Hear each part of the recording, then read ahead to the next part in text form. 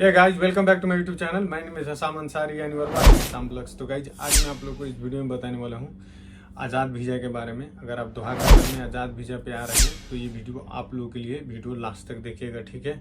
मैं आप लोगों को गाइड करने वाला हूँ कि अगर आप आज़ाद वीज़ा में आते हैं दोहा कतर में तो आपको क्या क्या समस्या आ सकता है, आपको कैसे डील करना है, कैसे जॉब ढूंढना है, यहाँ पे कौन सा स्किल्स अगर आपके पास अच्छा है तो जल्दी जॉब मिल जाएगा आप लोगों को। तो मैं A to Z आज इस वीडियो में एक्सप्लेन करूंगा, आप लोगों को डिटेल्स में बताऊंगा कि एक्चुअली में आज़ाद वीज़ा पर आने पे यहाँ पे समस्या क्या होता है, जॉब कैसे ढूंढेंगे, कहाँ पे रहेंगे, क्या खाएंगे, और इसका ट्रांसपोर्टेशन यहाँ का सिस्टम कैसे है, और क्या बोलते हैं जॉब कैसे ढूंढेंगे आप। तो ये सारा कुछ मैं आप लोगों को इस वीडियो में बताऊंगा थोड़ा थोड़ा, कि आपको लोगों को समझ में आ जाए, मतलब एक पिक्चर आ जाए अपने आप लोगों को दिमाग में कि ऐसा होता है यहाँ पे, ठीक है। तो चलिए इस वीडियो को स्टार्ट करते हैं। अगर यूट्यूब चैनल पर नए हैं तो प्लीज़ चैनल को सब्सक्राइब कर दीजिए ऐसे वीडियो के लिए, ठीक है। तो गाइज, सबसे पहले बात करते हैं थोड़ा कि आज़ाद वीज़ा होता क्या है।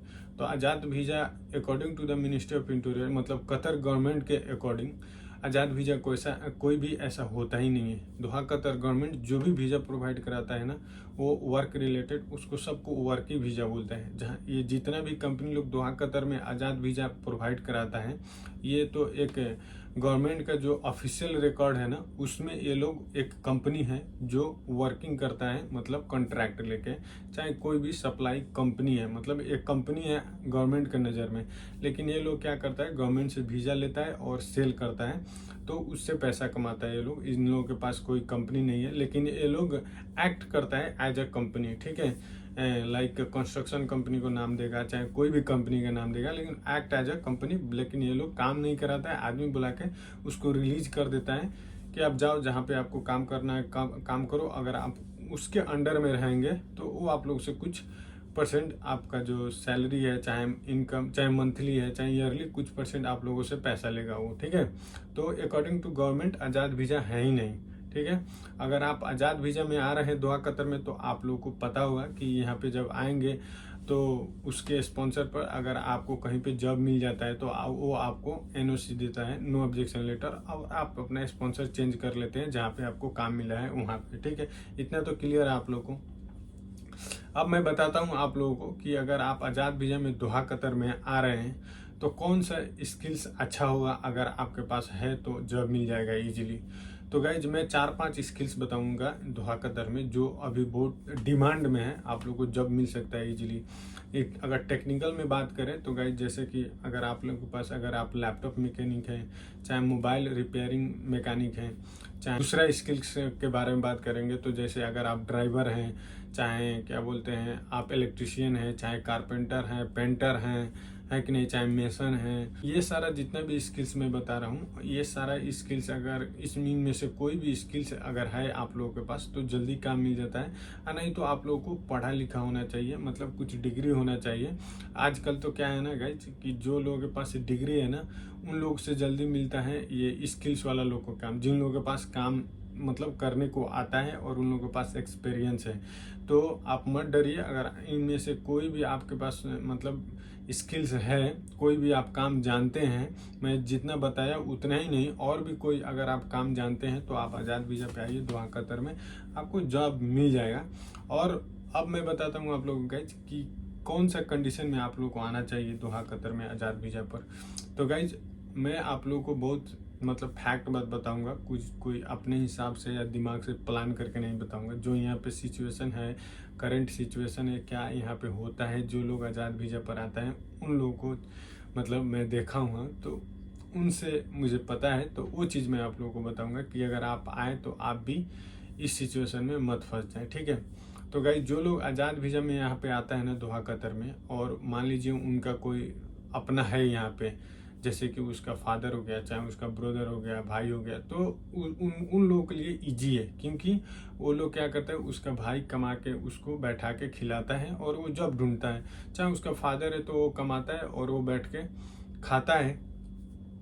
तो जो जिसका भी यहाँ पे कोई रिलेटिव है, मतलब एकदम क्लोज, तो उसके लिए अच्छा है। अगर आपका कोई भी यहाँ पे नहीं है दोहा कतर में, तो भाई मेरा तो पर्सनल ओपिनियन ये है कि आप दोहा कतर में आज़ाद वीज़ा पे मत आइएगा, ठीक है। मेरा पर्सनल ओपिनियन है, क्योंकि दोस्त कितना दिन आपको हेल्प करेगा, 2 दिन 4 दिन, उससे ज़्यादा नहीं। और ज़्यादा दिन अगर आप हेल्प लेंगे भी तो वहाँ पे मिसअंडरस्टैंडिंग हो जाता है। अगर ज़्यादा क्लोज दोस्त है तो आ सकते हैं आप, ठीक है। तो एक ये कंडीशन है कि अगर आप आ रहे हैं तो ये चीज़ का आप ध्यान दीजिएगा कि अगर आपका कोई वहाँ पे है तो ईजी होगा आपको, ठीक है। उसके बाद आते हैं गाइज, अगर यहाँ पे आप आएंगे तो एक्सपेंसेस कितना होगा मंथली, आप तो कमाएंगे नहीं आते, तो मंथली आपका एक्सपेंसेस कितना होता है। तो आजकल गाइज अगर एक रूम में रह रहे हैं ना, जिस रूम में 7-8 आदमी रहते हैं, अगर वैसे रूम में रहेंगे तो मिनिमम 300 आपका रेंट आएगा और प्लस मिनिमम आपका खाना का आएगा 300 रियाल। तो आप ये पूरा 600 हो गया। अब प्लस आपको 100-200 आपका पॉकेट मनी चाहिए, तो 800, मतलब बहुत कम से कम खर्च करेंगे ना तो 7 से 8 से रियाल आप लोगों को लाजिम चाहिए दोहा कतर में अभी रहने के लिए तत्काल। ये सबसे लोएस्ट मैं बता रहा हूँ, सबसे कम अगर खर्चा करेंगे तब। अगर ज़्यादा करते हैं तो डिपेंड करता है आप पे, आप कितना खर्च कर रहे हैं, ठीक है। नहीं तो अगर साफ कम से कम में आप रहना चाह रहे हैं तो 7 से 8 से आपको महीने को चाहिए, ठीक है। तो अगर आपका यहाँ पे है कोई तब तो ईजी है, अगर नहीं है तो अगर आप एक्सपेंसेस अफोर्ड कर सकते हैं तो आप आ सकते हैं दोहा कतर में, ठीक है।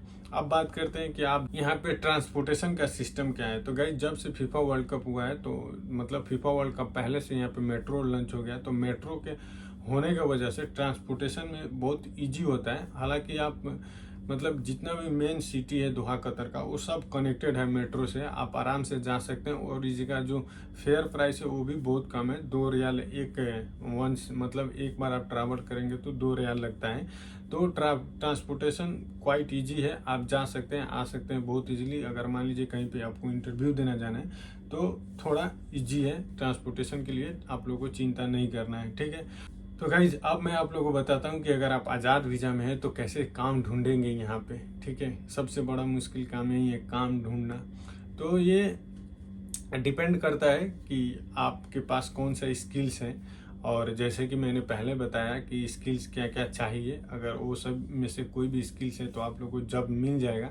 तो जॉब ढूंढने का तरीका तो यही है कि एक CV बना लीजिए आप, क्या उसमें आपका जो डिटेल्स रहता है वो लिख दीजिए। उसके बाद CV लेके मतलब यहाँ पे जहाँ जहाँ पे आपका काम का रिलेटेड काम होता होगा वहाँ पे घूमिए और जाकर CV ड्रॉप कीजिए, ठीक है। ये एक तरीका हो गया। दूसरा तरीका सबसे बेस्ट, जितना भी आप लोगों के जानते हैं दोहा कतर में उन सब लोगों को इन्फॉर्म कर दीजिए, बताइए कि मैं यहाँ पे आया हूँ, ये काम जानता हूँ, कोई काम हो तो मुझे बताएं। नेटवर्किंग इसको बोलते हैं। तो इस तरीके से भी यहाँ पे जॉब ढूंढा जा सकता है, ठीक है। और जो थर्ड मेथड अब मैं बता रहा हूँ, ऑनलाइन मेथड। ऑनलाइन आजकल बहुत ही ज़्यादा मतलब हेल्पफुल है कि अगर ऑनलाइन से आप जॉब ढूंढ रहे हैं तो बहुत मैक्सिमम चांस रहता है जॉब आपको मिल जाएगा ऑनलाइन, ठीक है। तो ये 3-4 मेथड था गाइस यहाँ पे जॉब ढूंढने का। तो अगर आप दोहा कतर में आ रहे हैं आज़ाद वीज़ा पर तो आप प्रिपेयर होके आइएगा कि हो सकता है आपको 1 महीना में जॉब मिल जाए, 2 महीना में भी जॉब ना मिले, 4 महीना में भी जॉब ना मिले, 1 साल में भी जॉब ना मिले। ऐसे भी आदमी हम लोग देखे हैं दोहा कतर में जो साल भर से घूम रहा है। तो आप रेडी होके आइएगा, अपना माइंड जो है वो मेकअप करके आइएगा कि अगर 1 साल जॉब भी नहीं मिलता है तभी मैं जाकर वहाँ पे सर्वाइव करूँ और जॉब ढूंढूँ, ठीक है। तो गाइज ये था रिगार्डिंग आज़ाद वीज़ा। अगर आप दोहा कतर में आ रहे हैं तो आपको कौन कौन सा समस्या और आप कैसे उससे निकलेंगे, ठीक है। तो गाइज होप ये वीडियो हेल्पफुल रहा होगा आप लोगों के लिए। तो thank you so much for watching this video guys, and don't forget to subscribe the channel.